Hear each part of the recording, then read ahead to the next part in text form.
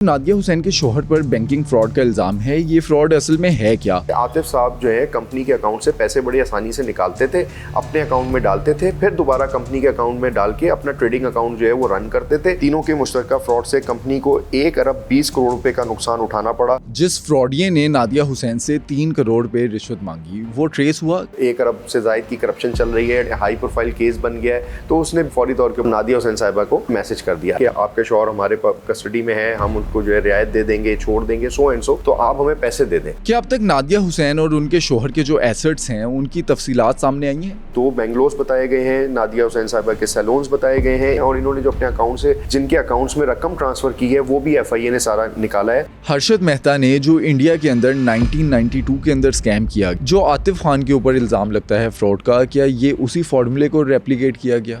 ये जो लोग हैं ये स्मार्ट भी हैं और ये उस सिस्टम का हिस्सा होते हैं। जब सिस्टम का हिस्सा होते हैं तो लामाला इनको पता होता है कि वीक पॉइंट कहाँ है, कैसे जो है उस सिस्टम में हमें घुसना है, कैसे हमें जो है उसमें फ्रॉड करना है। क्या आने वाले दिनों में FIA नादिया हुसैन को शामिल तफ्तीश करेगी? मैं ये समझता हूँ कि उन्होंने थोड़ा सा अपने लिए जो है मुश्किलात खड़ी कर ली हैं। इस तरह के जो केसेस होते हैं वाइट कॉलर क्राइम के या फाइनेंशियल क्राइम के, उसके अंदर मैक्सिमम सजा कितनी होती है? जो FIA सोर्सेज हैं वो ये बताती हैं कि आतिफ साहब जिस दिन उनको अरेस्ट किया गया वो वेरी फर्स्ट डे से कहते हैं कि अपने घर जो हैं जिनकी मालियत करोड़ों रुपए के अंदर है वो मैं सरेंडर करने के लिए तैयार हूँ, अपनी जो महंगी गाड़ियाँ मैंने खरीदी हैं मैं वो सरेंडर करने के लिए तैयार हूँ।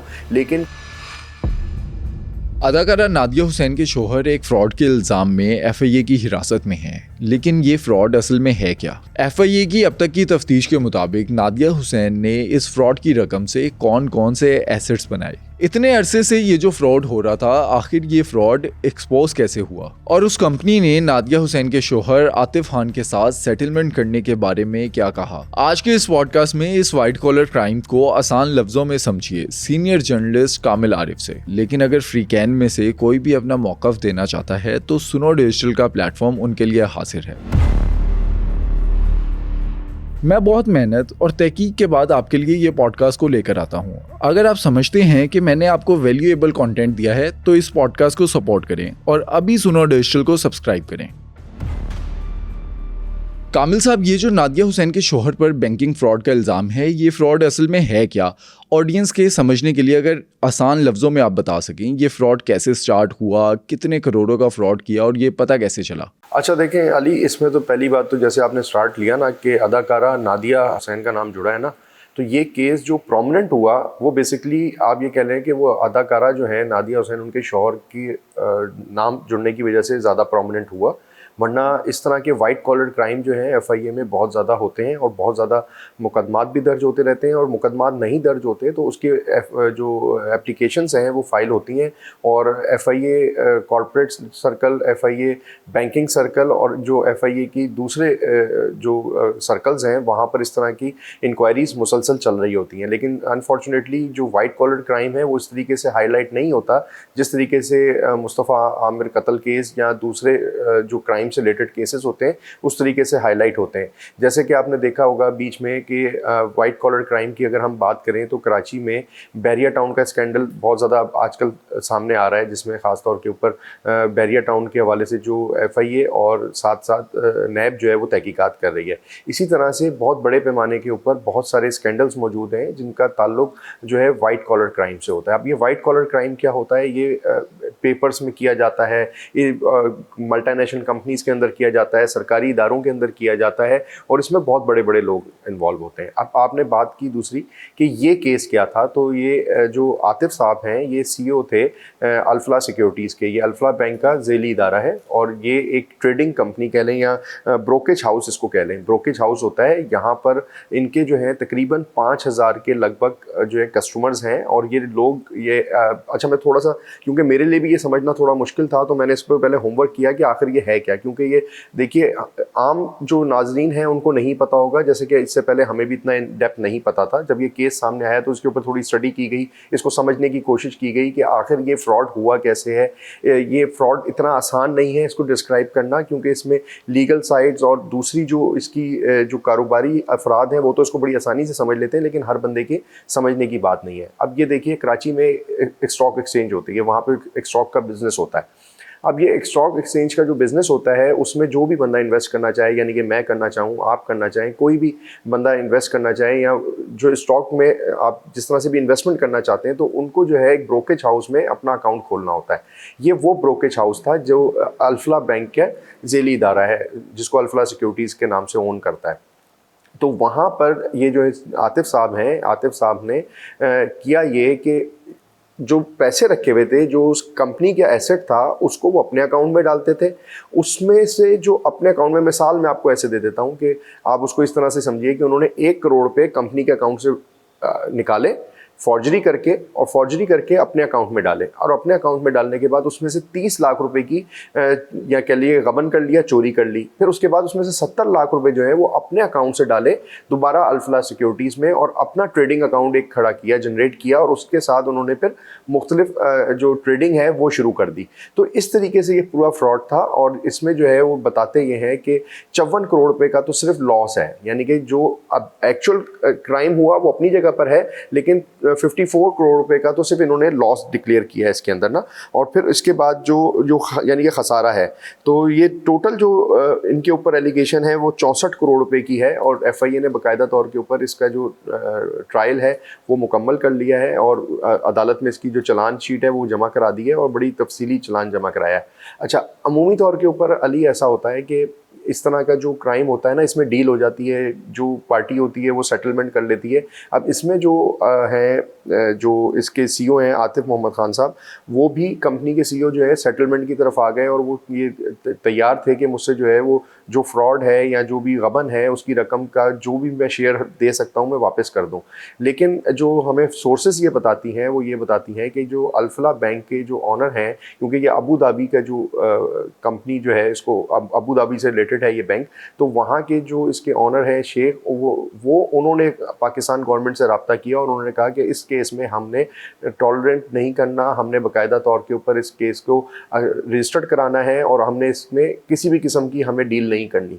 तो जिसके बाद बाकायदा तौर के ऊपर ये पॉलिसी आई, और पॉलिसी आने के बाद ये मुकदमा दर्ज किया गया, और आतिफ साहब की गिरफ्तारी अमल में आई। आतिफ साहब के साथ इस केस में, इस पूरे जो फ्रॉड है, इसमें 2 लोग और मुलविस हैं, जिसमें CFO हैं फैसल महमूद शेख साहब और इम्तियाज़ अहमद साहब। वो भी इस इन्वेस्टिगेशन में उनके साथ बराबर के शरीक जुर्म करार दिए गए हैं, और उनका नाम भी इस तफ्तीश में सामने आया, और अब बाकायदा तौर के ऊपर आतिफ साहब गिरफ्तार हैं। और FIA ने इसका जो मुफस्सल चलान है, जो कि बताया जाता है कि 50 या 55 पेजेस के ऊपर मुश्तमिल है, वो अदालत में जमा करा दिया है। नादिया हुसैन के शोहर पर जो इल्ज़ाम लगता है बैंकिंग फ्रॉड का, ये फ्रॉड की टोटल अमाउंट कितनी है जो आपके सामने आई है, और ये कितने सालों में किया गया फ्रॉड है? 2016 में इन्होंने ये कंपनी ज्वाइन की थी, और ये 2016 से चल रहा था, और 2016 के बाद से ही ये चीज़ें सामने आई। अच्छा, इसमें जो है ये 2 हिस्सों में है। एक, जैसे मैंने आपको बताया कि 54 करोड़ रुपए का तो खसारा है ना, वो अलग है।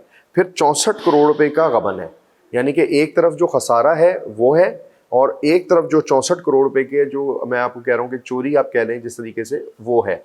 तो ये टोटल अगर हम इसको मिलाते हैं तो ये तकरीबन जो है 1 अरब क्रॉस बनता है। अच्छा, मेरे पास कुछ डिटेल्स हैं इनकी, और वो ये जो मैं आपको छोटी सी ब्रीफ बता रहा हूँ, ये ब्रीफ तो बहुत लंबी है, और उसमें जो 1 लाइनर है, ओवर टाइम ही डाइवर्टेड ₹1.404 बिलियन, ठीक है जी, इन्होंने वो डाइवर्ट किए थे, जिसकी रकम जो है मालियत जो है 1.404 बिलियंस है, और इन्होंने जो रिटर्न किया वो किया था 1.34 बिलियन रुपीज़ ये वापस कर चुके थे, यानी कि पैसेज ऑफ द टाइम, ये एक टाइम में नहीं है, मुख्तलिफ अदवार में है, ठीक है जी। इसमें जो 80 मिलियन है उसकी जो है जो वो चोरी कह लें या गबन कह लें, वो है 80 मिलियन है इसमें ना।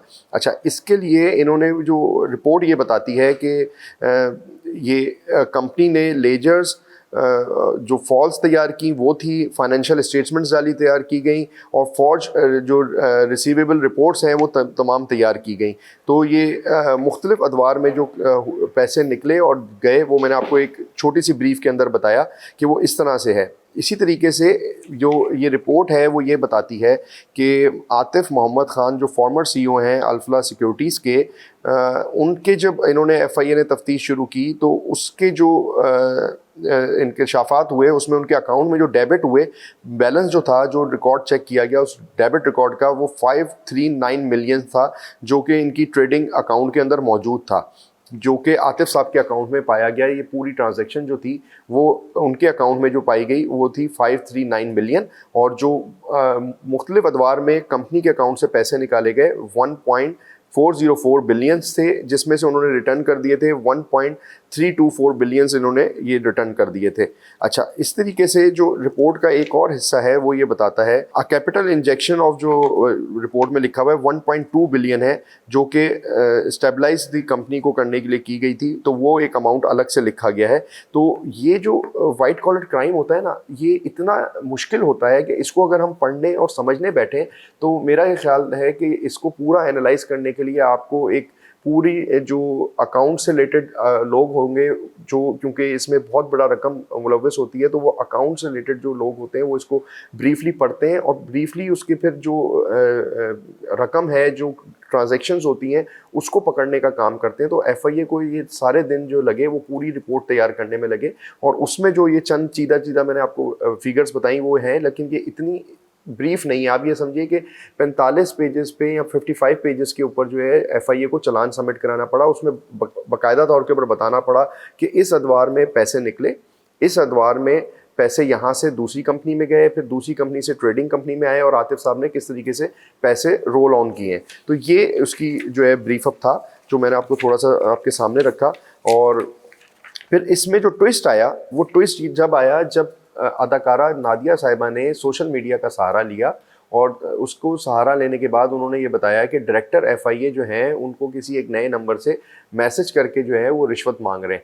लेकिन उसके ऊपर जो है वो असल में खबर जो है ब्लो आउट हो गई, बड़ा धमाका हुआ, और लोगों ने कहा कि ये क्या हो गया, मतलब इतना बड़ा एलिगेशन लगा दिया। फिर उसके ऊपर इन्वेस्टिगेशन शुरू हुई, और उसके ऊपर बाकायदा तौर के ऊपर पहली दफ़ा ऐसा हुआ है कि किसी एफआईए के डायरेक्टर लेवल के ऊपर जो है अफसर ने बाकायदा तौर के ऊपर एफआईए साइबर क्राइम को शिकायत दी, और एफआईए साइबर क्राइम ने भी इनकी जो मिसेस हैं अदाकारा नादिया, उनके खिलाफ तहकीकात का आगाज़ किया। अच्छा, इस चीज़ में मैं आपको ये जो एफआईए साइबर क्राइम वाली साइड है और जो उन्होंने मैसेजेस किए, इसके ऊपर मैं आपसे डिटेल में बात करता हूँ। लेकिन इस पूरी इन्वेस्टिगेशन में एक बात और सामने आई जो एफआईए ने अभी बताई है, और वो ज़राए ये बताते हैं कि ये जो आतिफ साहब हैं, इन्होंने जो कंपनी अकाउंट रन किए और जो फॉर्जरी की और जो पैसे निकाले थे, उसमें से 2.5 से 3 करोड़ रुपए के लगभग जो पैसे निकाले गए, उससे जो है ये अदाकारा नादिया हुसैन जो है उन्होंने अपने जो ब्यूटी पार्लर्स हैं, सैलून्स हैं, वो बनाए, यानी कि इस पैसे से उन्होंने अपने सैलून्स बनाए। अब ये एफआईए जब इस पे तहकीकात कर रही है तो उनके जो सैलून्स हैं उनके ऊपर भी कार्रवाई होगी, और ज़राए ये बताते हैं कि चंद दिनों के अंदर नादिया हुसैन जो हैं वो इस केस का पार्ट होंगी, उनको बाकायदा तौर के ऊपर इस केस में शामिल तफ्तीश किया जाएगा। यानी कि इस पूरे केस में जो उनके शौहर हैं आतिफ साहब, उनके साथ इनकी जो अहलिया हैं अदाकारा नादिया हुसैन, वो भी शामिल तफ्तीश हो जाएंगी, और वो 2 केसेस में शामिल तफ्तीश होंगी। एक तो जो ये क्राइम का केस है, जो अल्फला सिक्योरिटीज़ का केस है उसमें, और एफआईए साइबर क्राइम केस में वो ऑलरेडी इन्वेस्टिगेशन ज्वाइन कर चुकी हैं, और एफआईए साइबर क्राइम में जो बातें हुई उसमें भी उन्होंने ये जो है बाद में एक्सेप्ट किया कि वो जो उनको मैसेजेस आ रहे थे वो किसी रॉन्ग नंबर से आ रहे थे, और उनका मकसद जो है किसी को डीफेम करना नहीं था। अब यहाँ पे हुआ क्या था, यहाँ पे हुआ ये था कि जब ये पूरा केस हुआ तो एक और फ्रॉडिया जागा। यानी कि एक तो वो फ्रॉड था जो अल्फला सिक्योरिटीज़ के अंदर, कंपनी के अंदर, मल्टीनेशनल कंपनी के अंदर हो रहा था। उसके बाद जब ये एफआईए ने केस कर लिया तो एक और फ्रॉडिया जागा। उस फ्रॉडिये ने क्या किया कि उसने डायरेक्टर एफआईए जो कि नुमान सिद्दीकी साहब हैं, उनकी एक तस्वीर लगाई व्हाट्सएप के ऊपर, और नादिया हुसैन साहिबा को जो है मैसेज करना शुरू कर दिए कि आपके शौहर का जो इस तरह से, वो आपने पूरी खबर सबने देखी होगी, सुनी होगी, कि इस तरीके से जो है वो आपके शौहर हमारे कस्टडी में है, हम उनको जो है रियायत दे देंगे, छोड़ देंगे, सो एंड सो, तो आप हमें पैसे दे दें। तो ये कन्वर्सेशन उनकी चल रही थी, और इस कन्वर्सेशन के बाद वो जो व्हाट्सएप के स्क्रीनशॉट्स और वीडियो रिकॉर्डिंग्स हैं वो लेके नादिया साहिबा ने सोशल मीडिया का सहारा लिया, और अपने जो इंस्टाग्राम अकाउंट्स हैं और सोशल मीडिया के दूसरे अकाउंट्स हैं उसके ऊपर पोस्ट कर दिया। अच्छा, जब ये पोस्ट हुआ तो एफआईए में इस बात की लिए डायरेक्टर एफआईए ने इस बात की तस्दीक करने के लिए कि कौन जो है ये कर रहा है, तो उसमें पता चला कि एक ऐसा फ्रॉडिया है जो पंजाब के एक गांव में बैठ के इस पूरे वाक़े से फ़ायदा उठाना चाहता है। क्योंकि अमूमी तौर के ऊपर ऐसा होता है कि बड़े लोग होते हैं तो वो लोगों का एक आम सा कॉन्सेप्ट है कि वो रिश्वत मांगते हैं, रिश्वत ली जाती है, और ये सारा कुछ होता है। तो उसने इस मौके का फ़ायदा उठाते हुए नादिया साहिबा को मैसेज जनरेट करना शुरू किया और उसके ऊपर उन्होंने सोशल मीडिया के एक अकाउंट से डायरेक्टर एफआईए की तस्वीर उठाई, उसको जो है उसकी व्हाट्सएप की ऊपर पोस्ट किया, लगाया साथ में, और उनको मैसेजेस करना शुरू कर दे।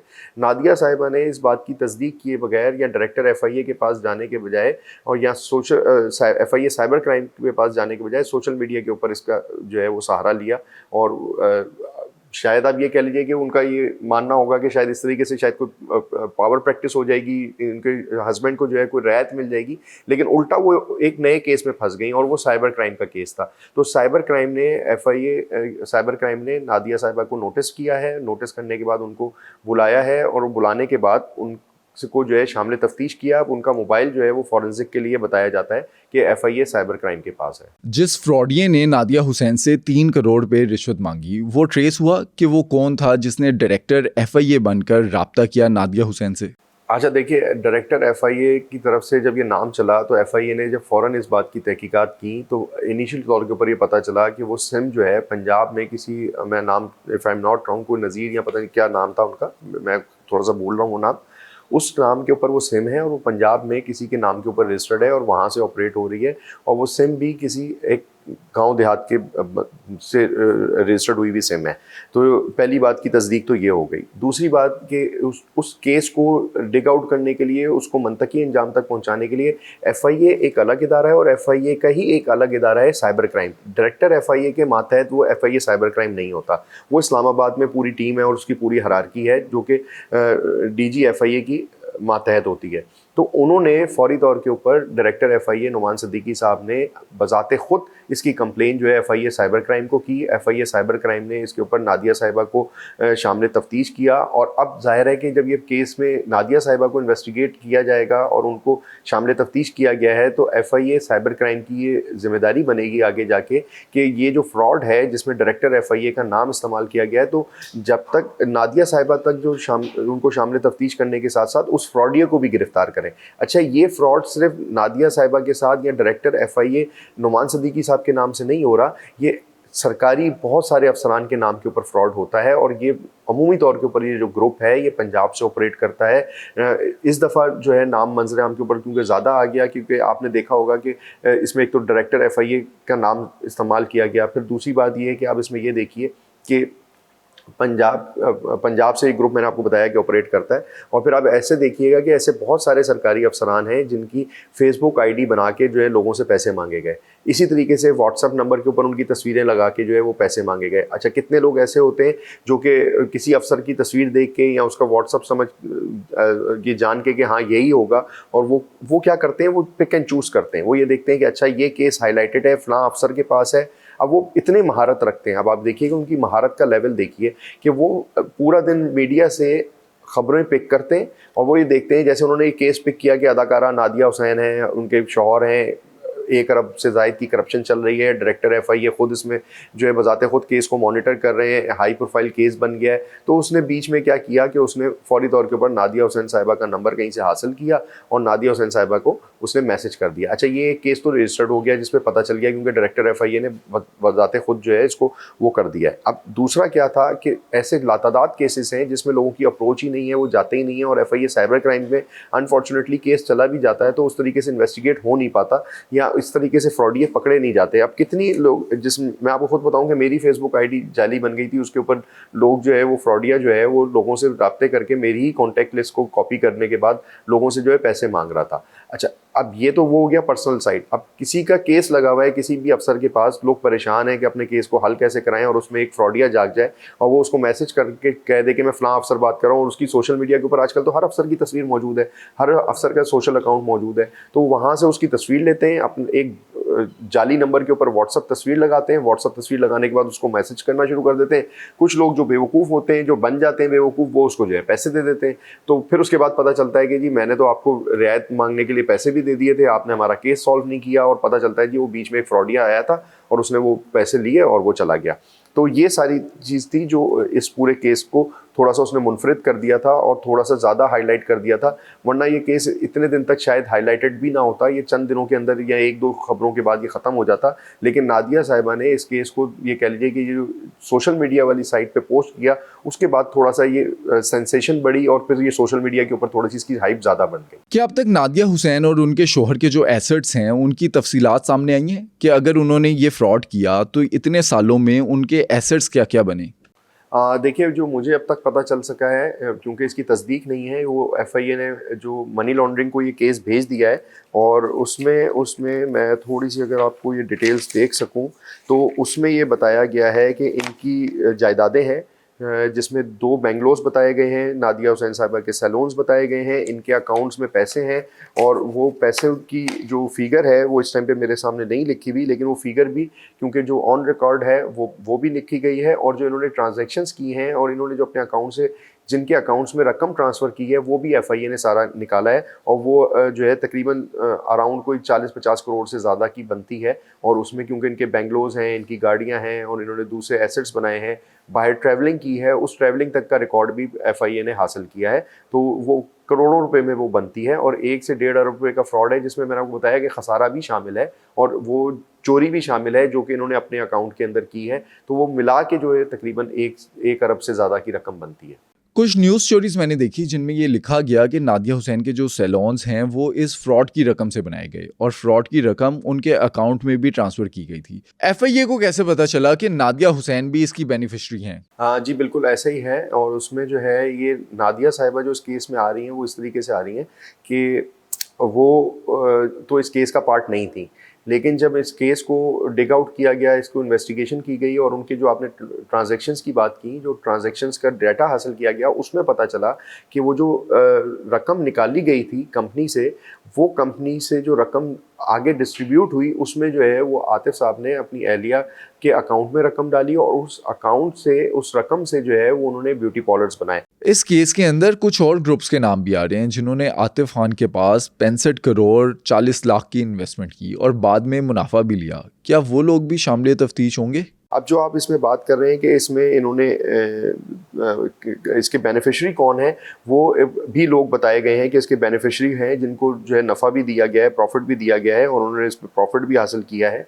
और उसमें साथ साथ उन्होंने जो कंपनी है ये बेसिकली, मैं फिर आपको थोड़ा सा इसमें लोगों की आसानी के लिए समझा दूँ कि ये एक बैंक अल्फला है, उसकी ज़ेली आप कह लें कि कंपनी है जो अल्फला सिक्योरिटीज़ के नाम से काम करती है, जिनके 5000 से ज़ायद क्लाइंट्स हैं और ये ब्रोकेज हाउस के तौर के ऊपर काम करते हैं, जिसमें शेयर्स का लेन देन होता है और यहाँ पे लोग अपने अकाउंट बाकायदा तौर के ऊपर खुलवाते हैं। और अकाउंट्स को खुलवाने के लिए जो है इसकी वजह ये होती है कि अगर आपने किसी भी उसमें ट्रेडिंग करनी है, ख़ास तौर के ऊपर आपने शेयर्स की ट्रेडिंग करनी है या कोई भी ट्रेडिंग करनी है, तो ब्रोकेज हाउस में आपको जाना ज़रूरी होता है। तो वहाँ से ये सारा फ्रॉड का सिलसिला शुरू हुआ और उसमें जो है ये तकरीबन 1 से 1.5 अरब रुपए के बीच का जो अमाउंट है वो पूरा फ्रॉड है, जिसमें जो खसारा है वो भी शामिल है। लेकिन ये जो खसारा है ना, ये भी जिन्होंने किया है उन्होंने ही भरना होता है, यानी कि उन्होंने ही इसकी रकम को जो है वो पे ऑफ करना है। तो ये इस तरीके से पूरा जो है ये फ्रॉड हुआ है और ये कई सालों का फ्रॉड है जो कि पकड़ा गया है। और इसमें जो है ये एफआईआर जो है ये 7/3 को दर्ज हुई है, जिसकी एफआईआर नंबर है 9/2025 है और ये आतिफ खान साहब के ख़िलाफ़ तो है ही है। और आतिफ साहब के ख़िलाफ़ जो एफआईआर हुई है ये दर्ज कराई है जो अल्फला ग्रुप के कंप्लेनेंट हैं मोहम्मद आसिम जवाद, जो चेयरमैन है बैंक अल्फला सिक्योरिटीज़ के, उनकी तरफ से दरख्वास्त दी गई थी और उन्होंने एफआईए को ये बताया कि ये इस तरीके से जो है हमारी कंपनी से इतना बड़ा फ्रॉड हुआ है और इसके ऊपर जो है हम मुकदमा दर्ज कराना चाहते हैं। और उनकी दरख्वास्त के बाद 7/3/2025 को एफआईआर नंबर 9/2025 जो है वो दर्ज की गई है। ये जो इतने सालों से उस कंपनी के अंदर फ्रॉड हो रहा था, ये कितने अरसे पहले पता चला? क्या कोई इंटरनल इंक्वायरी हुई इसकी और ये एक्सपोज कैसे किया गया? ये इंटरनल ऑडिट में ही पता चला था और इंटरनल ऑडिट में इस पूरे जो वो है फ्रॉड है उसका इंकशाफ हुआ। और ये जब ये मैंने आपको बताया कि अबू धाबी का ग्रुप है, तब ये बात वहाँ तक पहुँची कि नीचे इतना बड़ा फ्रॉड हो गया है, तो उन्होंने यहाँ से ये फ़ैसला किया कि पाकिस्तानी गवर्नमेंट को भी राब्ता किया जाएगा, और जो इस ग्रुप इस अल्फला सिक्योरिटीज़ के जो चेयरमैन है मिस्टर आसिम जवाद, उनको जो है वो कहा जाएगा कि भाई वो मुकदमा दर्ज कराएं। उन्होंने मुकदमा दर्ज कराया। अच्छा, ये जो आपने अभी बात की थी ना, ये मैं इसकी थोड़ी सी आपको डिटेल और इसमें बता देता हूँ। मैंने कुछ डिटेल्स निकाली हैं अपने पास। ये मॉडल नादिया हुसैन के शौहर की जो गिरफ्तारी थी, इसकी जो तहकीकात हुई, FIA कॉर्पोरेट क्राइम सर्कल ने इसका चालान जमा कराया है। केस को मनी लॉन्ड्रिंग सर्कल में रेफर के लिए भिजवा दिया गया है। इन्वेस्टिगेशन अफसर ने चालान में मजीद अहम इंकशाफात किए हैं। 7 बड़े, जो आप अभी बात कर रहे थे ना, वो है 7 बड़े कारोबारी ग्रुप्स ने भी आतिफ खान के पास इन्वेस्टमेंट की थी, उसका रिकॉर्ड भी इसमें अटैच किया गया है। जो रिपोर्ट मेरे सामने है, जो मैं पढ़ रहा हूँ, आपको जो डिटेल्स बता रहा हूँ। गैर कानूनी तौर पे आतिफ खान के ज़ाती बिजनेस में पैसे लगाए, ये भी उस रिपोर्ट का हिस्सा है जो चालान जमा कराया गया है। कारोबारी ग्रुप्स ने 65 करोड़ इन्वेस्ट किए थे, जिसमें से 78 करोड़ 73 लाख रुपए वसूल किए। तफ्तीशी अफसर ने कंपनी की बोर्ड आउट कमेटी को भी सवालात उठाए हैं। अच्छा, इसमें जो इन्वेस्टिगेशन अफसर है उसने जो कमेटी की बोर्ड की ऑडिट कमेटी है उस पर भी सवालात उठाए हैं। ये जो रिपोर्ट मेरे सामने, मैं उसका हवाला आपको दे रहा हूँ। आतिफ खान ने करोड़ों का फ्रॉड चीफ फाइनेंशियल अफसर के साथ मिलकर किया है, ये भी रिपोर्ट में लिखा गया है। धोखाधड़ी में फैसल, महमूद शेख और इम्तियाज़ चन्ना भी शामिल थे। तीनों के मुश्तरका फ्रॉड से कंपनी को 1 अरब 20 करोड़ रुपए का नुकसान उठाना पड़ा। चालान 55 सफ़ात पर मुश्तमिल है, जिसे बारीकबीनी से तैयार किया गया है। ये मैं आपको वो रिपोर्ट्स के जो पॉइंट्स हैं चंद चीदा वो बता रहा हूँ, और 55 सफ़ात पे वो रिपोर्ट थी जो कि अदालत में जमा कराई गई है। अच्छा, 7 बड़े कारोबारी ग्रुप्स के ओहदेदारों को भी तलब किया जाएगा। इसका चंद दिनों के अंदर उनको नोटिस हो जाएगा।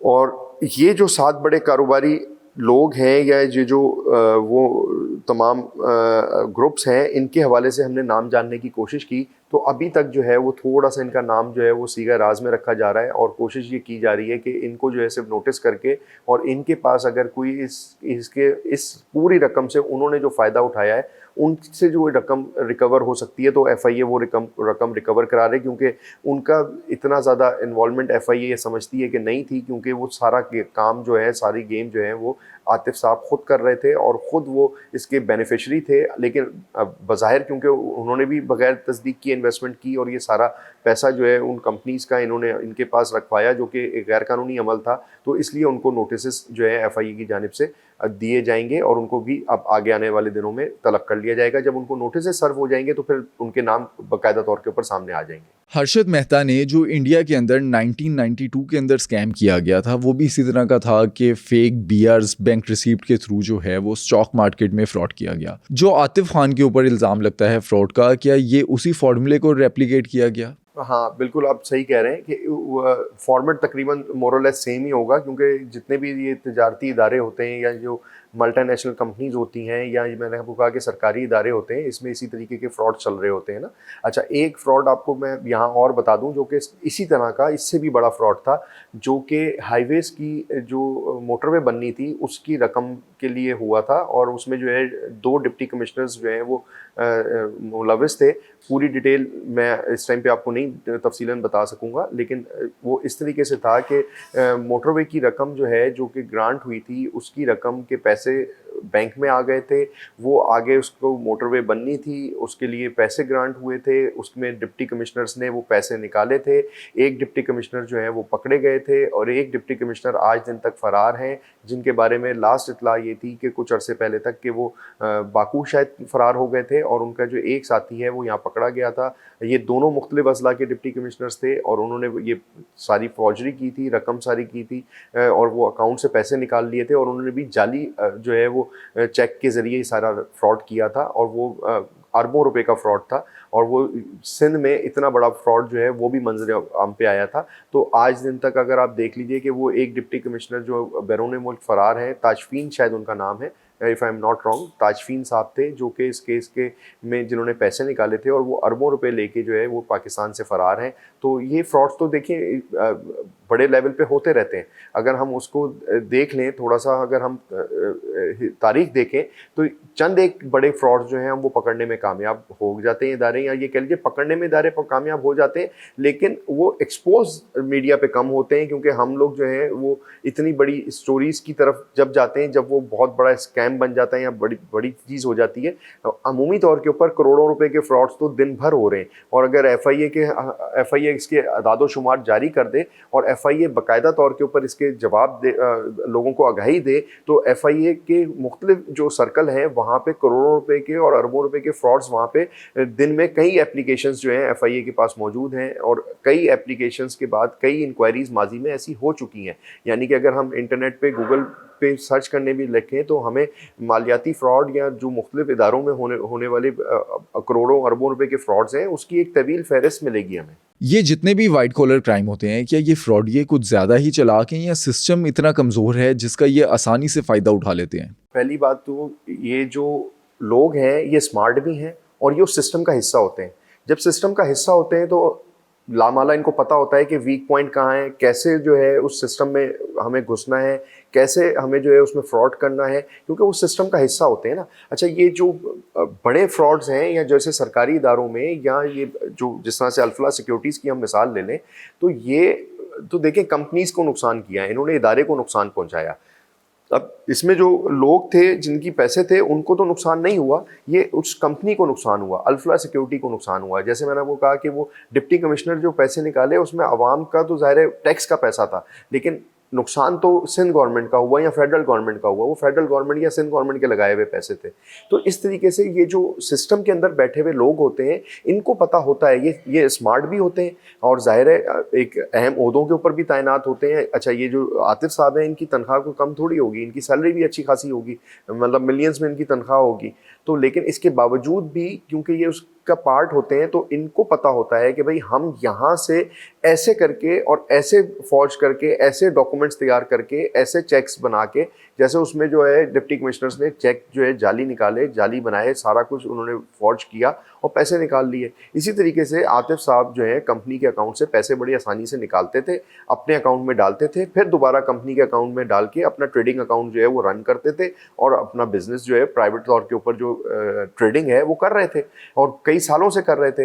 लेकिन जब इसका ऑडिट हुआ और लेकिन यहाँ पे जो मैंने आपको बताया कि उसने आईओ ने जो है सवालात भी उठाए हैं कि जो ऑडिट कमेटी है जो कि इस कंपनी की ऑडिट कर रही थी उसने इतने सालों में ये फ्रॉड क्यों नहीं पकड़ा और इतने सालों बाद फ्रॉड पकड़ा गया। तो ज़ाहिर कंपनी के अपने अंदर भी जो लोग हैं वो भी कॉम्प्रोमाइज़ हो जाते हैं, उनको भी पैसे मिल जाते हैं। तो बड़ी कंपनियों बड़ी इदारों के अंदर जो जिन्होंने ऑडिट्स करने होते हैं या जो उनके मातहत होते हैं वो अल्टीमेटली कॉम्प्रोमाइज़ हो जाते हैं और जो कॉम्प्रोमाइज़ होते हैं वो छोटे पैसों में कॉम्प्रोमाइज़ हो जाते हैं, लेकिन जब पकड़े जाते हैं तो सज़ा बड़ी मिलती है। पाकिस्तान भर में बहुत से ब्रोकेज हाउसेस हैं, क्या वहाँ पर भी कोई तफ्तीश की जा रही है कि इस तरह का कोई मिलता जुलता फ्रॉड ना हो रहा हो? देखिए, एफआईए खुद से तो नहीं कर सकती ना। अब वो जो कंपनीज ब्रोकेज हाउसेस हैं उनको ये अपना ऑडिट खुद करना है, वो खुद करेंगे। अपने अंदर अपनी कंपनी के अंदर अगर कोई फ्रॉड कर रहा है, रकम में हेर फेर कर रहा है, कोई पूरा जो मालियाती उनका निज़ाम है उसमें से कोई पैसे चोरी कर रहा है या फ्रॉड कर रहा है, तो ये कंपनीज पकड़ेंगी। कंपनी की अपनी ऑडिट कमेटी है वो पकड़ेगी और फिर एफआईए को बताएगी, तो बाकायदा तौर के ऊपर उसमें कार्रवाई फिर एफआईए करती है। देखिए, एफआईए खुद से तो किसी ब्रोकेज हाउस में जाके कार्रवाई नहीं करेगी, उनसे पूछेगी नहीं कि भाई आपके पास फ्रॉड हो रहा है नहीं हो रहा, हम उसका ऑडिट करें, हम उसको चेक करें। तो ये कंपनी और इदारे जो हैं वो एफआईए को कंप्लेन करते हैं ना, तो उसके बाद ये एफआईआर होती है या उसकी इंक्वायरी होती है। तो मैंने जैसे आपको बताया कि एफआईआर तो बहुत कम लेवल पे होती है। ये देखिए, आज भी अगर मैं इसकी एफआईआर का फिगर लूँ तो 9/2005 का मतलब है कि सिर्फ अभी तक 9 एफआईआर इस सर्कल में दर्ज हुई हैं। 2025 में आज आप कितने महीने हो गए आप अंदाज़ा लगा लें, लेकिन अगर आप एप्लीकेशंस देखने जाएंगे तो वहाँ आपको थाउजेंड्स के हिसाब से एप्लीकेशंस मिलेंगी मुख्तलिफ इदारों की। तो इदारे के जो मुख्तलिफ कंपनीज होती हैं वो भी नहीं चाहती कि लीगल साइट पे जाएं, वो इंक्वायरी रजिस्टर्ड कराते हैं, इंक्वायरी में उनका सेटलमेंट हो जाता है। जैसे आतिफ साहब जो है वो इनिशियल में सेटलमेंट करना चाह रहे थे, लेकिन ये कंपनी जो है ये सेटलमेंट नहीं करना चाह रही थी, ये बल्कि जो है इनको एग्जाम्पल बनाना चाह रही थी कि अगर फ्यूचर में कोई हमारी कंपनी में से फ्रॉड करेगा तो हम उसके खिलाफ सिर्फ एप्लीकेशन नहीं देंगे और सिर्फ अपना लूटा हुआ पैसा वापस नहीं लेंगे, फ्रॉड किया हुआ पैसा वापस नहीं लेंगे, बल्कि हम बाकायदा तौर के ऊपर उसके खिलाफ कानूनी कार्रवाई करेंगे। और आइंदा ताकि जो भी कंपनी का सीईओ हो, कंपनी के दीगर मुलाजमीन हो, सीएफओ हो, वो इस तरफ ना जाएं। तो उन्होंने एक एग्जाम्पल खड़ी करने के लिए जो है मुकदमा दर्ज कराया है।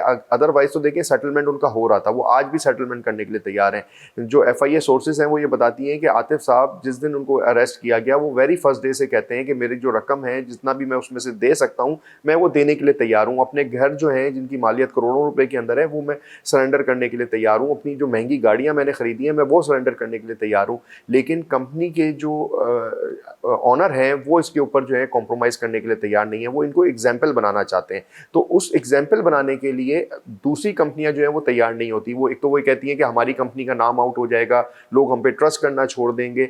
तो इस तरीके से जो है कंपनी सिर्फ इंक्वायरी की तरफ जाती हैं, इंक्वायरी के अंदर सेटल कर लेती हैं, जितना पैसा उनका रिकवर हो सकता है वो रिकवर कर लेते हैं और इस तरीके से इंक्वायरी क्लोज हो जाती है। तो मैंने आपको बताया कि कंपनीज के ऊपर ये रिस्पॉन्सिबिलिटी है कि वो एग्जाम्पल बनाना चाहते हैं तो वो एग्जाम्पल बनाते हैं, जैसे अल्फला सिक्योरिटीज़ बना रही है।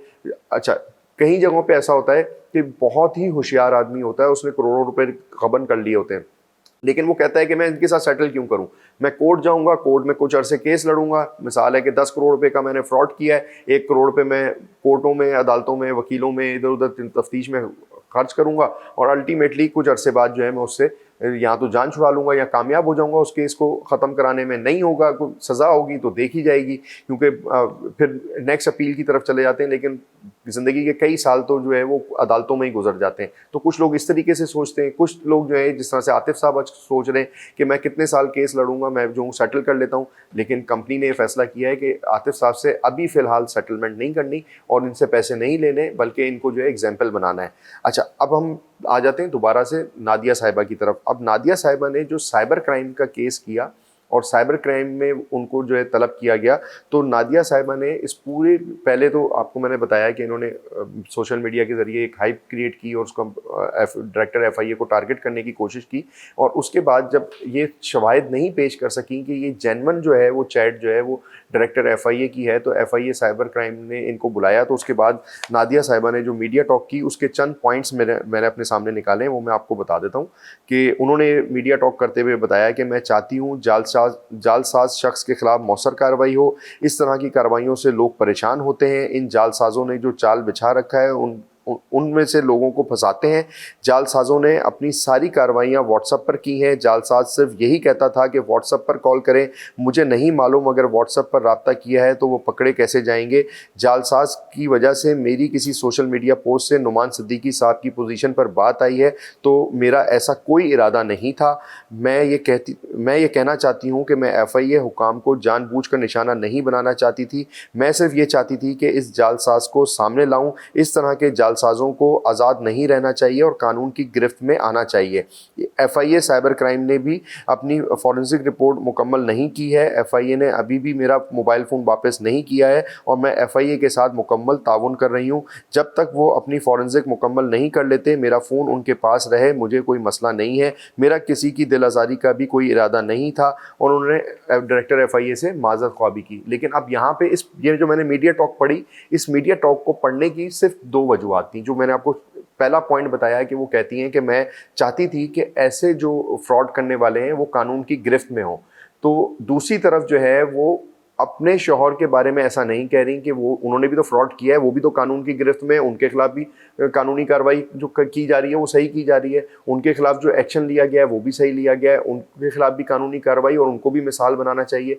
यानी कि एक तरफ आप एक फ्रॉडियर को एक्सपोज करने की कोशिश कर रही हैं और चाहती हैं कि वो कानून की गिरफ्त में हो, और आप दूसरी तरफ ये चाहती हैं कि, और आपने ये कोशिश की कि आपके जो शौहर हैं उन्होंने जो फ्रॉड किया वो बेकसूर हैं, उनका फ्रॉड नहीं था और बल्कि आपसे रिश्वत मांगी जा रही है। तो एक ही बात में पॉइंट एक ही है, दोनों तरफ फ्रॉड हुआ।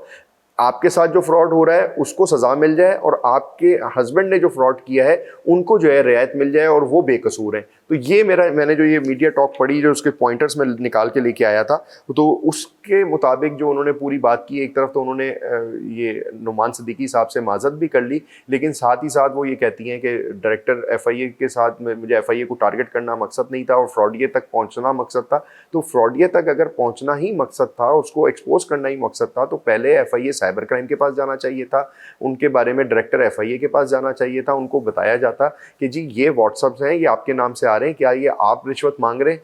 अगर कोई बात होती तो वो यकीनी तौर के ऊपर उनसे बात कर लेते। और दूसरी बात ये है कि उनके हस्बैंड उनकी कस्टडी के अंदर है, जो समझदार इंसान है वो समझ सकता है कि जिसने रिश्वत लेनी होती है तो वाया उनके हस्बैंड बात करता है ना कि व्हाट्सएप के ऊपर उनकी अहलिया से शुरू हो जाता।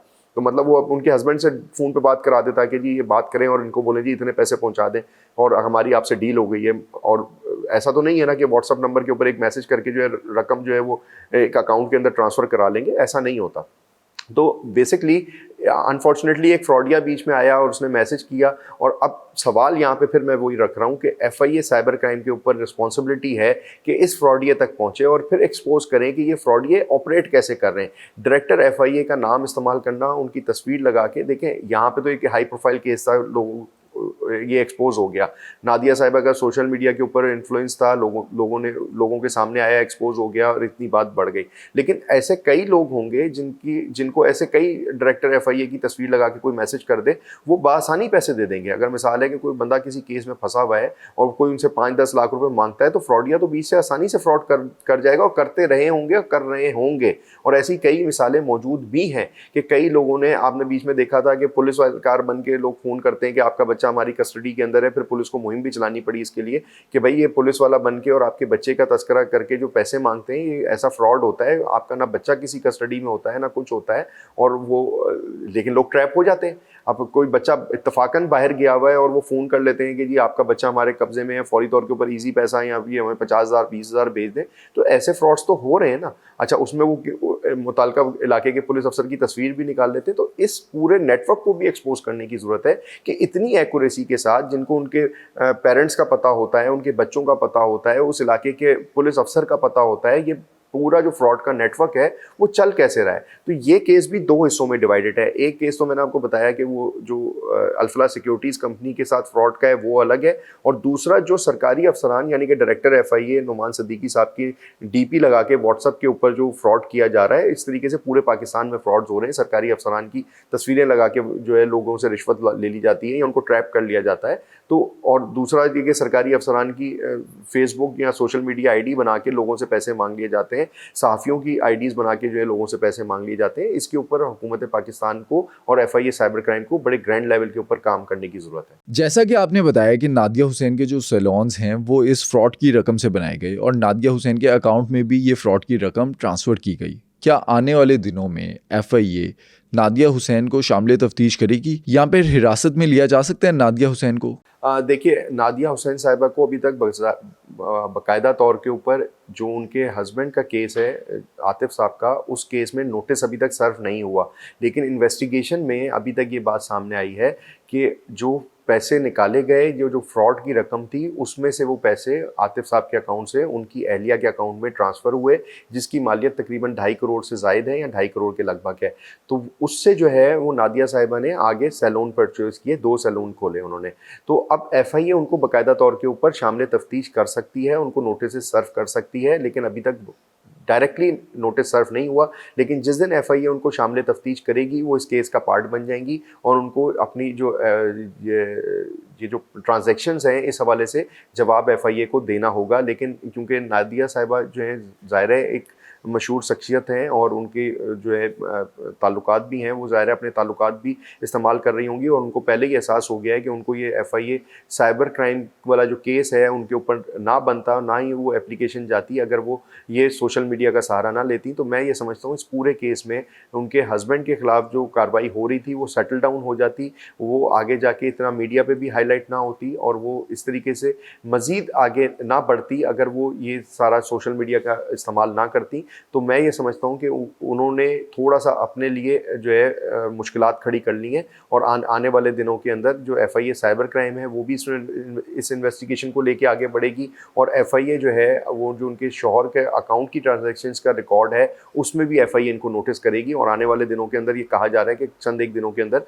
नादिया हुसैन साहिबा को इसमें नोटिस सर्व हो जाएगा और उनको जवाब के लिए तलब किया जाएगा कि ये जो आपके हस्बैंड के अकाउंट से पैसे आए थे, ये आपने जो सैलून्स खरीदे और ये जो पूरी मनी ट्रेल है, इसके जो चीज़ें हैं आप हमारे सामने पेश करें। अगर हम इस केस की लीगल साइड को देखें, नादिया हुसैन के शोहर के ऊपर जो फ्रॉड का इल्ज़ाम है, क्या ये बेलेबल ऑफेंस है?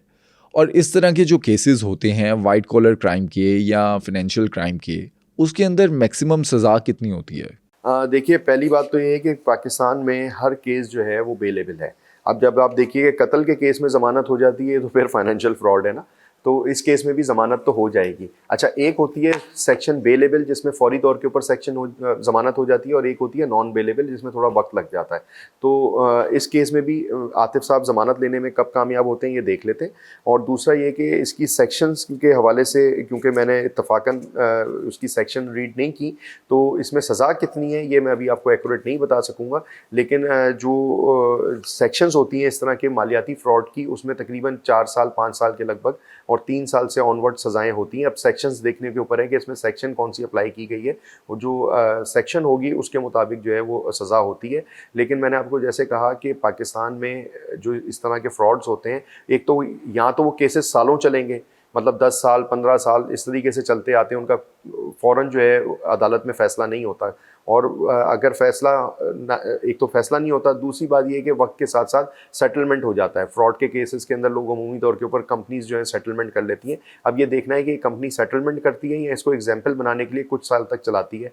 तो अभी इसके ऊपर प्री मैच्योर्ड हम इस पर कमेंट करना चाहते नहीं हैं, या हम कब्ल इस वक्त इसके ऊपर ये अपनी राय नहीं दे सकते, क्योंकि ये कंपनी के ऊपर डिपेंडेंट है कि वो इस केस को चलाती है, आतिफ साहब को सज़ा कराने में कामयाब होती है, नहीं होती है, या वो इसमें सेटलमेंट करेंगे। ये आने वाले दिनों में पता चलेगा। इस फ्रॉड केस का अदालत क्या फैसला करती है ये तो आने वाले दिनों में ही हमें पता चलेगा। लेकिन अगर फ्री कैन में से कोई भी अपना मौक़िफ़ देना चाहता है तो सुनो डिजिटल का प्लेटफॉर्म उनके लिए हाजिर है।